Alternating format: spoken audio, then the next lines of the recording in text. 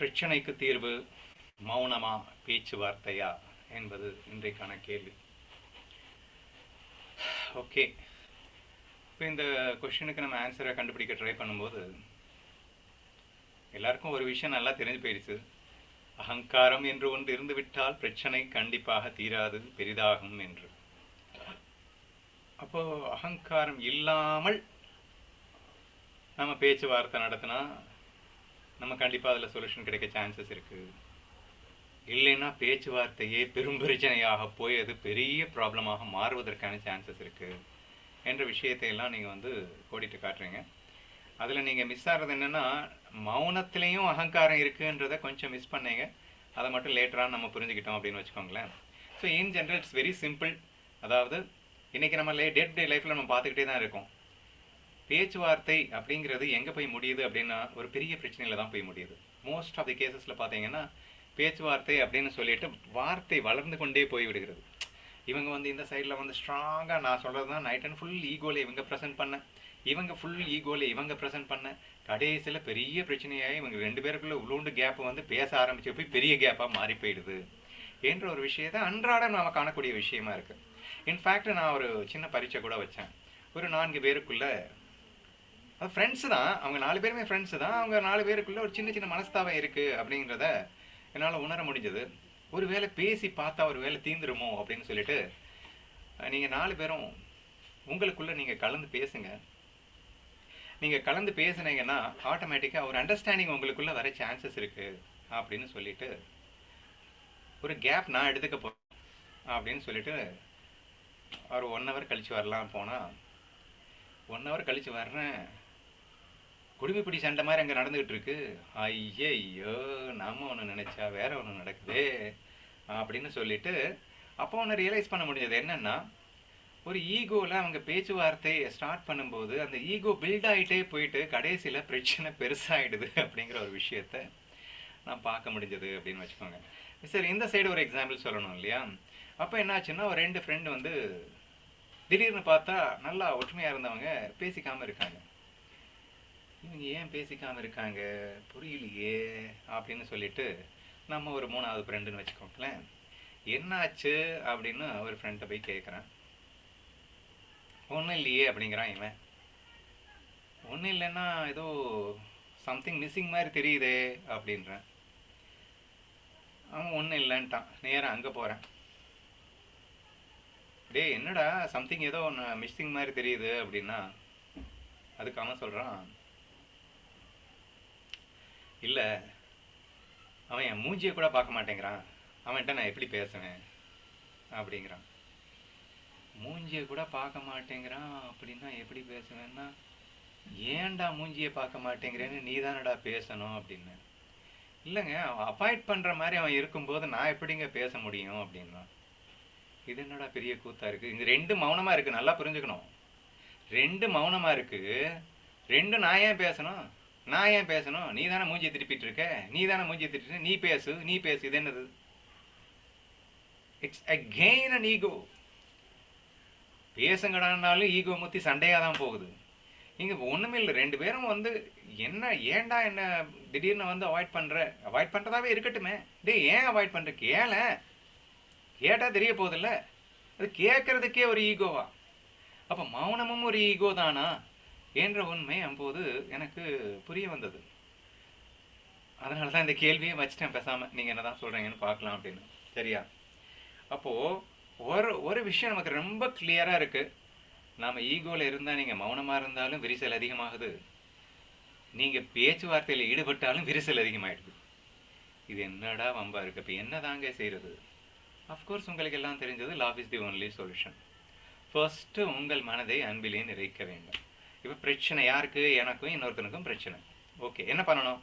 First நான் என் ஈகோவை விட்டுக்கிறதுக்கு தயாராக இருக்கணும். ஈகோவை கம்ப்ளீட்டாக எராடிகேட் பண்ண. நீ கிருஷ்ணா ஃபீல் எடுத்துப்பியோ, அல்லது மனமாசூல் எடுத்துப்போ, ஆலிஸ் டேஸ்ட் எடுத்துப்பியோ, கர்மவினை எடுத்துப்பியோ, டன்ஸ் ஆஃப் நாலேஜ் இருக்குது. நீ எந்த ஒரு நாலேஜையும் யூஸ் பண்ணுங்கள், உங்கள் ஈகோவை தூக்கி குப்பையில் போடுங்க. போட்டுட்டதுக்கப்புறமா நீங்கள் பேசுங்க. First initiation you have to start. ஏன்னா ஏன் அவன் பேசட்டும்ல, ஏன் அவன் பேசட்டும்ல அப்படின்னா என்ன அர்த்தம்? ரெண்டு பேருக்கும் ஈகோ இருந்தா பேசுறதுக்கே ஒரு ஈகோவா? எனக்கு ஒன்றும் கவலை இல்லைடா, நான் பேசுறதுக்கு தயார். அப்போ கண்ணன் அவங்க சொன்ன மாதிரி, நம்ம டிஸ்கஷன்ல வந்த மாதிரி, எல்லார்ட்டையுமே கண்ணன் சான்ஸ் கொடுக்குறான் அப்படிங்கிற மாதிரி கண்டிப்பா நான் ஈகோவை விட்டுட்டு பேசலாம்.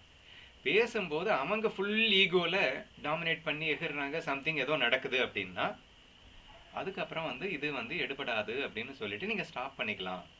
So but very fast time we have to throw the ego away and we have to try to talk. அதுக்கே ஈகோ வந்துருச்சுன்னா அப்படி என்ன பண்ணுறது? அப்போ தேர்ஃபோர் ஃபஸ்ட்டு நான் என்ன சொன்னேன், ஏன் ஈகோவை நான் எடுத்துட்டேன். ஏன் ஈகோவை எடுத்துட்டு நான் பேசும்போது தெர் இஸ் மோர் சான்சஸ். நீ ஈகோ இல்லாமல் பேசுனேன்னா பிரச்சனை சும்மா நிறைய சான்சஸ் இருக்குங்க. தயவுசெய்து நல்லா புரிஞ்சுக்கோங்க. நிறைய பேர் நினச்சிட்டு இருக்காங்க, அவன் ஈகோவில் இருக்கான், அவன்கிட்ட போய் என்ன பேசுறது, அவன் ஈகோவில் இருக்கான், இப்படியே நீங்கள் பேசிகிட்டு இருங்க. ஆக்சுவலாக நீங்கள் பேசுகிறது, நீங்கள் ஈகோவில் இருக்கீங்கன்னு ஃபஸ்ட்டு ரியலைஸ் பண்ணணும். அவன் எவ்வளோ தான் ஈகோவில் இருந்தால் இருந்துட்டு போட்டுண்டா, நான் அவனை நேசிக்கிறேன், நான் அவனை லவ் பண்ணுறேன், நான் பியூர் லவ்னு நான் அவன்கிட்ட பேச ட்ரை பண்ணுறேன்னு நீங்கள் ஒரு முறை ட்ரை பண்ணி பார்த்துட்டுல அதை சொல்லணும். அஃப்கோர்ஸ் 100% கேரண்டி இந்த உலகத்தில் எதுவுமே இல்லை கூட நம்ம என்ன சொல்லியிருக்கோம் ஃப்ரெண்ட்லி கேமில், probability of success, the efficiency of the game டெஃபினட்டாக கூடுமா இல்லையா? மோஸ்ட் ஆஃப் தி கேசஸில் சுமூகமாக ஆகிறதுக்கான சான்சஸ் ஜாஸ்தி. நான் சொல்ல வரேன் 100% there is no guarantee, but chances அதிகம். தேர்ஃபோர் அந்த முயற்சியை நீங்கள் பண்ணித்தான் ஆகணும். அன்பிலே முதலில் நிறைத்து கொண்டு ரொம்ப ரொம்ப முக்கியங்க. நீங்கள் பாட்டுக்கு பேசணும்னு சொல்லிட்டேன்னு ஈகோவில் பேச ஆரம்பிச்சிங்கன்னா அதுக்கு பேசாமலே இருந்துடலாம். நீங்கள் சொன்னதையும் சொல்லித்தான் ஆக வேண்டியது இருக்குது. So first underline that word, develop the fullest love inside your mind. அதுவும் கிருஷ்ணா இல்லை தி பெஸ்ட்டு. கண்ணனாகவே பாருங்கள், கண்ணன்ட்டு ஆடும்போது எனக்கு என்ன கவலை அப்படின்னு முழுசாக லவ் டெவலப் பண்ணிவிட்டு நீங்கள் பேச்சை ஸ்டார்ட் பண்ணுங்கள். ஓகேவா?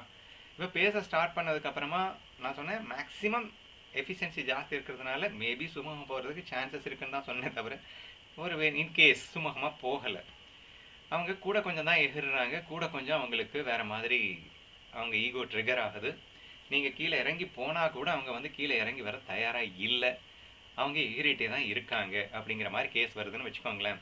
இப்போ நான் தான் பெஸ்ட் எக்ஸாம்பிள் சொன்னீங்களே, கண்ணன் துரியோதனன்ட்டு எந்த அளவுக்கு இறங்கி போனேன், இதுக்கு மேலே யாருங்க இறங்க முடியும்?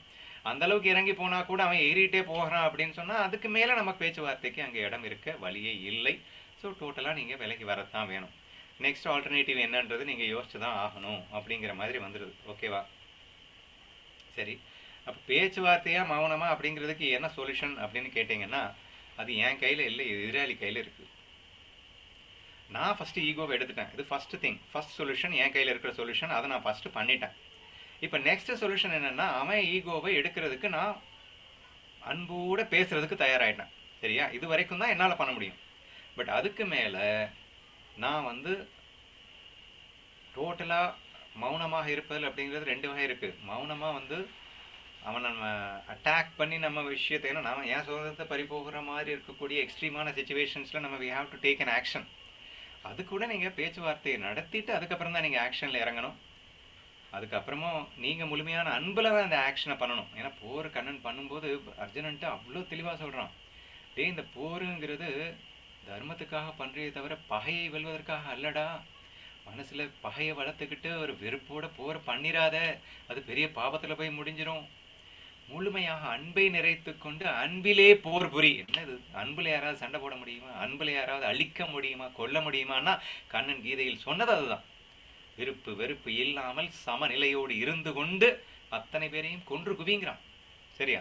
So that is most important. So therefore here love is the key factor, that alone is in my hand. அது மட்டும் தான் என் கையில் இருக்குது. பிரச்சனைக்கு சொல்யூஷன் எங்கே இருக்குது?